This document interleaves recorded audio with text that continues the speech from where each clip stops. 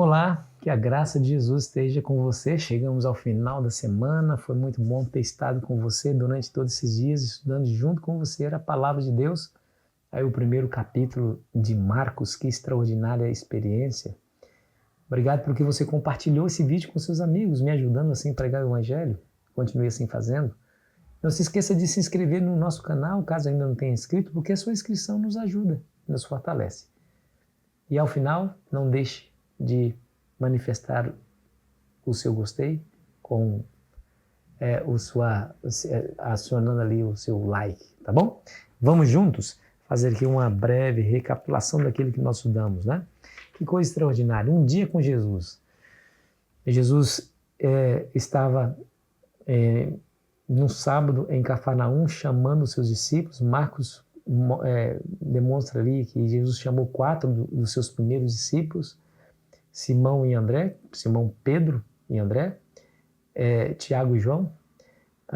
Eles eram pescadores, estavam na prática da pescaria, ou seja, lavando as redes, no caso de Pedro, e consertando as redes, no caso de João e Tiago, quando ouviram Jesus. Nós aprendemos essa semana que não foi somente um contato imediato aquele, né?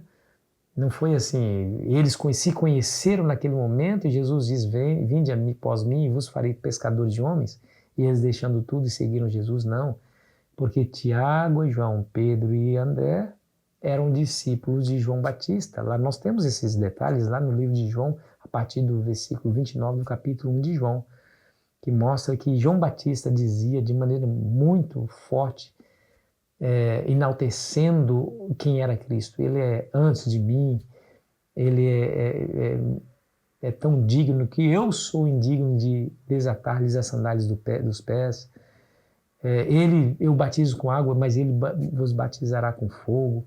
E aí os discípulos, Pedro, André, Tiago e João, estavam ouvindo tudo isso quando Jesus se aproxima de João e João aponta para ele assim, eis o Cordeiro de Deus que tira o pecado do mundo. E a partir daquele momento eles passaram a seguir Jesus. Depois Jesus os encontrou novamente. Tem um detalhe aí, que antes de Jesus os escolher, Jesus diz Mateus capítulo 9, que Jesus passa a noite inteira em oração. E aí Jesus se encontra com eles na prática da pescaria e Jesus diz assim, vinde após mim e vos farei pescadores de homens. E eles, deixando tudo, seguiram a Cristo. Então esse encontro na verdade foi um encontro depois de uma experiência extraordinária com João Batista lá no Rio Jordão, e eles viram Jesus sendo batizado, eles viram o céu se abrindo, eles viram o Espírito Santo descendo como uma pomba sobre Jesus, eles ouviram a palavra de Deus dizendo, esse é meu filho em quem me comprazo. E quando eles novamente se encontraram com Cristo e Jesus fez o chamado, eles simplesmente obedeceram. Depois eles foram isso era um sábado, eles foram para a sinagoga para adorar, porque assim, Jesus guardava o sábado juntamente com seus apóstolos, né? Vamos adorar a Deus, vamos para a igreja, e ali eles foram. E Jesus então ensina, porque Jesus ensinava, e diz a Bíblia que ele ensinava com autoridade, as pessoas se admiravam, e logo a seguir acontecia algo inusitado, um endemoniado entra na cena. E o que Jesus ia fazer? Deixa eu ler as palavras de Ellen White que diz assim, ó. Certa vez Jesus estava falando na sinagoga sobre o reino que viera estabelecer e de sua missão de libertar os cativos de Satanás, quando foi interrompido por um agudo grito de terror. Agora tudo era confusão e pavor. A atenção do povo se desviou de Cristo e suas palavras não foram escutadas. Esse era o desígnio de Satanás, em levar a vítima à sinagoga. Mas Jesus repreendeu o demônio. Aquele que vencera Satanás no deserto da tentação foi novamente colocado face a face com seu inimigo. O demônio exercia todo o poder para manter domínio sobre a vítima. Perder terreno aqui seria dar a Jesus uma vitória. Entretanto, o Salvador falou com autoridade e libertou o cativo. E as pessoas se maravilhavam. E depois desse episódio, Jesus foi para um belo almoço na casa de Pedro e André. E chegando lá, eles disseram, olha, a sogra de Pedro está doente. Jesus foi até ela e a curou. É impressionante como, depois de chamá-los, agora ele se torna um canal de bênção para levar os doentes a Cristo. E Jesus aceitou a incumbência, tomando a sogra de Pedro pelas mãos, a curou, livrou aquela mulher do seu mal e ela passou a servi-los.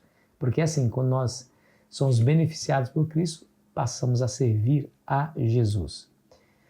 E aí o texto continua dizendo que ao cair da tarde, ao pôr do sol, ao término do sábado, veio uma grande multidão trazendo endemoniados e enfermos para que Jesus os curasse. Jesus passou muito tempo ali curando aquelas pessoas e até que o último enfermo não fosse curado, Jesus não parava de trabalhar, diz Ellen White, altas horas da noite. Jesus foi dormir, dormiu pouco, mas levantou de madrugada e passou ali a noite em oração. Logo após, os discípulos procuraram Jesus e encontraram naquele local e disseram assim, todos lhe buscam. É como se estivesse dizendo assim, Senhor, vamos continuar o que nós começamos ontem? Há muitos enfermos que foram tragos para que o Senhor os curasse. Jesus, contradizendo essa fala, lhe disse, não, vamos para outro lugar. Nós temos que pregar lá também, em outras vizinhanças, porque para isso eu vim. Depois de passar a noite em oração, Jesus sai à missão. Depois de passar a noite em oração, ele pôde escolher entre duas ações, ou curar aquelas que estavam ali, ou ir a outra localidade para curar aquelas pessoas que estavam ali.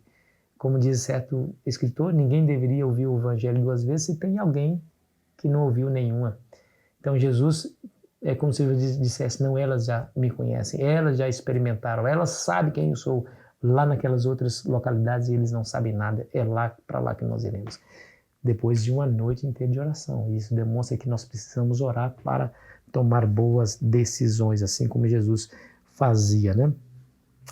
E quando Jesus foi para aquela localidade, adivinha o que aconteceu?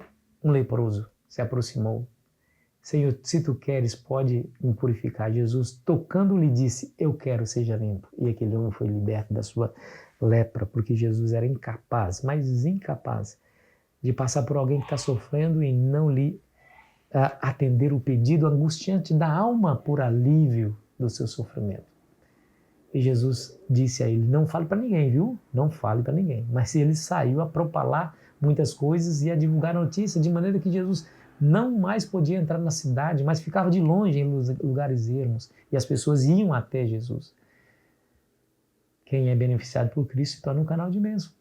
Se torna um pregador do evangelho, uma testemunha, de maneira que é incapaz de ficar calado. Então, se eu sou um cristão, vou para a igreja para ouvir a palavra de Deus e não faço nada para Cristo, é de se perguntar se realmente eu o encontrei de fato ou se eu fui realmente beneficiado por Jesus. Porque aqueles que encontram Jesus de verdade, que é beneficiado verdadeiramente por ele, se tornam suas testemunhas. Veja esse leproso que se tornou uma testemunha, de maneira que todos queriam ver Jesus por causa do testemunho dessa pessoa.